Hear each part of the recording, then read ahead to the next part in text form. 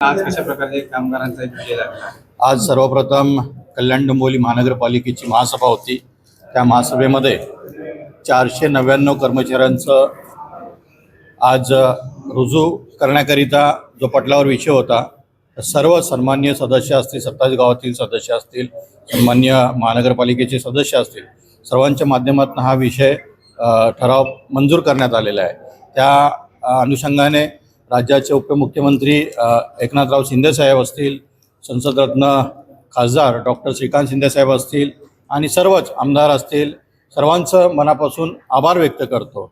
499 कुटुंबाला आज हा न्याय मिळालेला आहे। खऱ्या अर्थाने तुम्हाला बघायला गेलं तर आज गेले 12 वर्ष त्यांनी काम करून म्हणजे वनवास भोगला असंच झालं।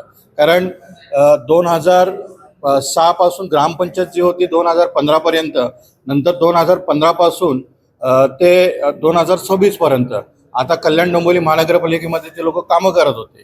त्या अनुषंगाने गटर साफ करणारे असतील, म्हणजे तुम्हाला सांगावं असं थोडं चुकीचं नाही वाटलं पाहिजे, सफाई कामगार जे होते त्यांनी जी खरी मेहनत केली होती त्याला आज कुठेतरी न्याय मिळालेला आहे।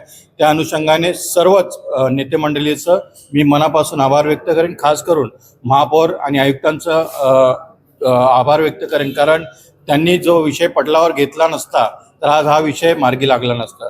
त्या अनुषंगाने आमचे ग्रामीणचे तालुका अध्यक्ष असतील, गजानन पाटील साहेब असतील, प्रत्येक नगरसेवक असतील, त्यांनी विषय मांडले, त्यांचे देखील मनापासून आभार व्यक्त करतो। धन्यवाद।